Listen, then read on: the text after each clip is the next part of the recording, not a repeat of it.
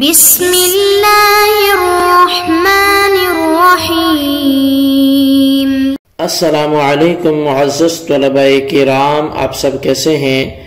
آج ہم مؤطا امام محمد کے سبق نمبر 294 کو پڑھیں گے۔ آج کے ہمارے سبق کا عنوان ہے وراثت پر احادیث۔ آج کے ہمارے سبق کی جو عبارت ہے وہ اس کتاب الفرائض کی پہلی حدیث سے شروع ہوتی ہے، اور گزشتہ درس میں چونکہ ہم نے علم الفرائض کے متعلق کچھ بنیادی جو گفتگو تھی وہ کی تھی، آج کے درس میں ہم اس پر حدیث پڑھیں گے اور ان کے ضمن میں جو گفتگو ہوگی وہ بھی پیش کی جائے گی۔ تو بہرحال آج کے ہم سبق کی حدیث کا آغاز کرتے ہیں۔ امام محمد رحمۃ اللہ علیہ آپ ذکر فرماتے ہیں کہ اخبرنا مالک اخبرنا ابن شہاب عن قبیصۃ بن ذؤیب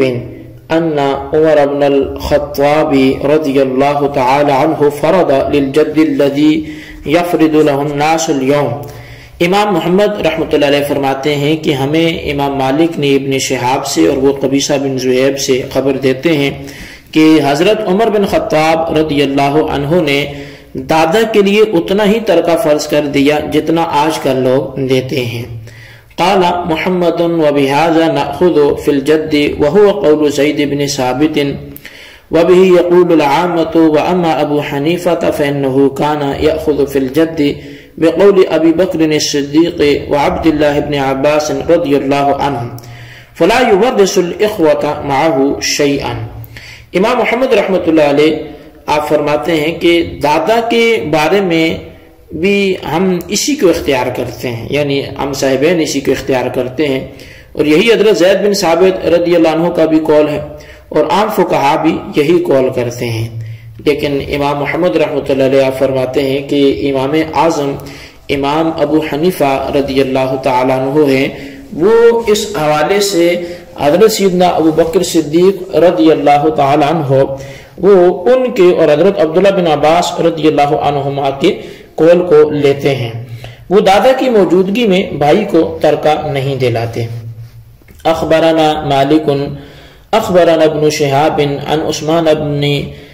اسحاق بن خرشۃ عن قبیصۃ بن ذؤیب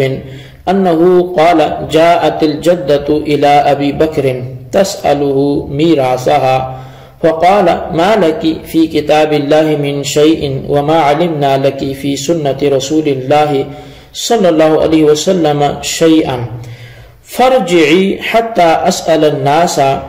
قال فسأل الناس فقال المغيرة بن شعبة حضرت رسول الله صلى الله عليه وسلم أعطاها السدس فقال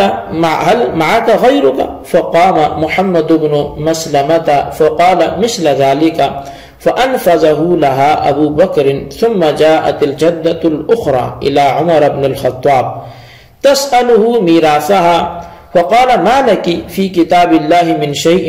وما كان القضاء الذي قضى به إلا لغيرك وما أنا بزائد في الفرائض من شيء ولكن هو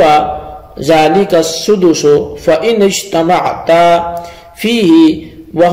فهو بينكما وأيتكما خلت به فهو لها۔ امام محمد رحمۃ اللہ علیہ حدیث پاک ذکر کرتے ہیں کہ امام مالک نے ہمیں ابن شہاب سے یہ خبر دی ہے، اور وہ عثمان بن اسحاق بن خرشہ سے اور وہ قبیصہ بن ذؤیب سے بیان کرتے ہیں کہ ایک دادی حضرت ابو بکر صدیق رضی اللہ تعالی عنہ کے پاس وہ آئی، اور وہ اپنی ایک میراث کا مسئلہ لے کر حاضر ہوئی، اور اس نے آ کر آپ رضی اللہ تعالیٰ عنہ سے اپنی وراثت کے حوالے سے تقاضا کیا، تو آپ نے فرمایا اللہ تعالیٰ کی کتاب میں تیرے لیے کوئی ایسا نہیں، اور نہ ہی سنت رسول صلی اللہ علیہ وسلم میں تیرے حصے کا ہمیں علم ہے، جا چلی جا، میں لوگوں سے اس بارے میں پوچھوں گا۔ اب راوی بیان کرتے ہیں کہ حضرت ابو بکر صدیق رضی اللہ عنہ نے اس بارے میں لوگوں سے دریافت کیا، تو حضرت مغیرہ بن شعبہ رضی اللہ تعالیٰ عنہ نے کہا کہ دادی کو نبی علیہ الصلوۃ والسلام نے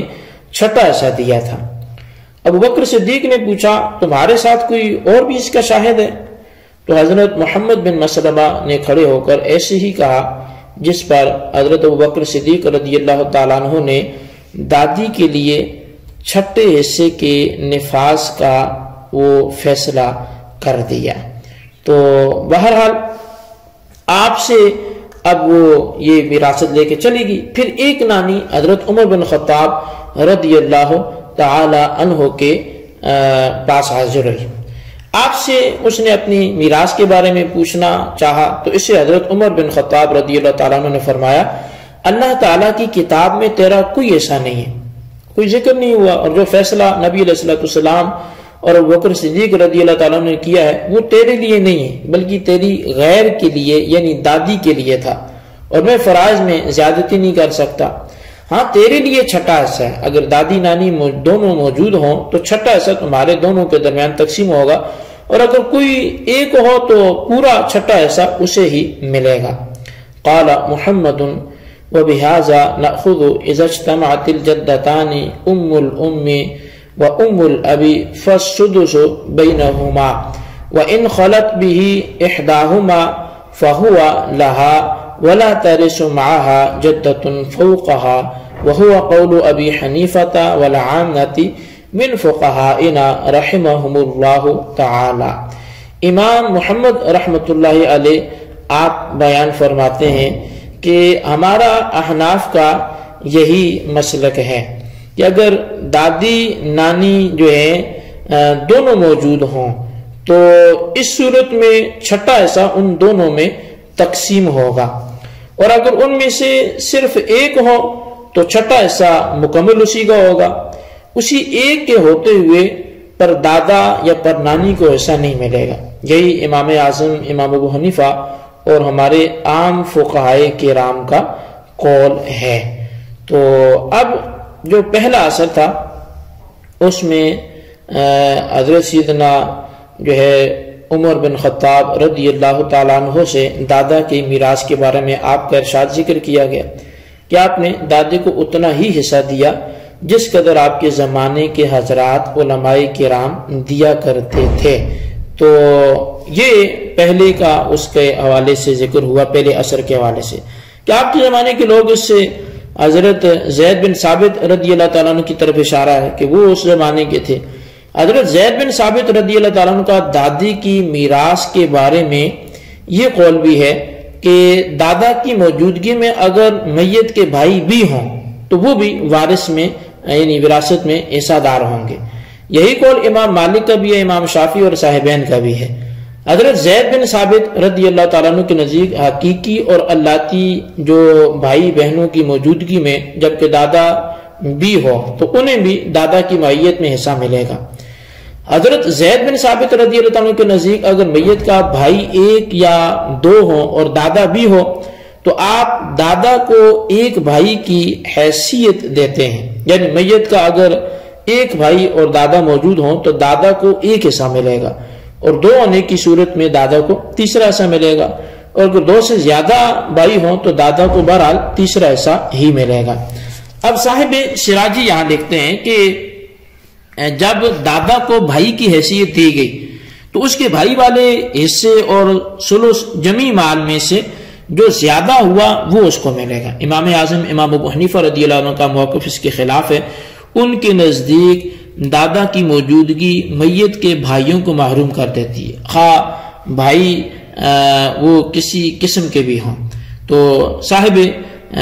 سراجی نے یہاں پر جو لکھا ہے وہ یہ ہے کہ حضرت ابو بکر صدیق رضی اللہ تعالیٰ عنہ اور آپ کے ہم نوا صحابہ کرام نے کہا عینی اور اللاتی بیٹے دادا کی موجودگی میں وارث نہیں ہوں گے۔ یہ امام اعظم امام ابو حنیفہ رحمۃ اللہ علیہ کا قول ہے۔ اسی پر فتویٰ بھی ہے کہ احناف کے نزدیک دادا کی موجودگی میں ہر قسم کے بہن بھائیوں کو وراثت میں سے کچھ نہیں ملے گا۔ وجہ یہی ہے کہ آپ باپ کی عدم موجودگی میں دادی کی حیثیت باپ کی سی ہوتی ہے، اور یہ بات متفق علیہ ہے کہ باپ کی موجودگی میں بہن بھائیوں کو کچھ نہیں ملتا۔ یہاں یہ بات بھی ذہن میں آتی ہے کہ جب ابو بکر صدیق رضی اللہ تعالیٰ عنہ آپ کا دادے اور بہن بھائیوں کی صورت میں قول موجود تھا تو حضرت عمر رضی اللہ تعالیٰ نے اس کی مخالفت کیوں کی؟ تو اس بارے میں جو ہے وہ بعض روایات ایسی بھی ہیں کہ جن سے حضرت عمر رضی اللہ کے بارے میں یہ بات ملتی ہے کہ دادا کی موجودگی میں آپ بھی بھائیوں کے حصہ دار بنانے کے حق میں نہ تھے، جیسا کہ بہقی شریف کی اس روایت سے بھی پتہ چلتا ہے کہ حضرت عروہ بن زبیر نے مروان بن حکم سے روایت کی ہے کہ حضرت عمر بن خطاب رضی اللہ تعالیٰ عنہ کو جب نیزے سے زخمی کر دیا گیا تو آپ نے فرمایا کہ دادے کے بارے میں میری ایک رائے تھی جس کا تمہیں علم ہے، اگر تم اس پر چلنا پسند کرتے ہو تو اس پر ہی چلو۔ حضرت عثمان غنی رضی اللہ تعالیٰ نے کہا کہ اگر ہم آپ کی رائے پر چلتے ہیں تو یہ بھی ٹھیک ہے، اور اگر ہم حضرت ابوبکر صدیق رضی اللہ عنہ کی رائے پر عمل کرتے ہیں تو آپ بہترین رائے کے مالک تھے۔ تو سیدنا عمر بن خطاب رضی اللہ عنہ کا یہ جو مذکورہ بالا قول ہے، اس سے یہ معلوم ہوتا ہے کہ آپ خود اپنی رائے پر مطمئن نہیں تھے، بلکہ شاہ ولی اللہ محدث دہلوی رحمۃ اللہ علیہ آپ کی جو تصنیف ازالۃ الخفا تو اس میں یہ بات موجود ہے کہ زخمی ہونے کے بعد آپ نے دادے کی میراث کے بارے میں لوگوں سے مشورہ طلب کیا۔ اس سے بھی پتہ چلتا ہے کہ دادا کی موجودگی میں بھائیوں کا حصہ دار ہونا اگر اس پر حضرت عمر رضی اللہ عنہ کو اطمینان اور وثوق ہوتا تو صحابہ کرام سے مشورہ طلب نہ کرتے۔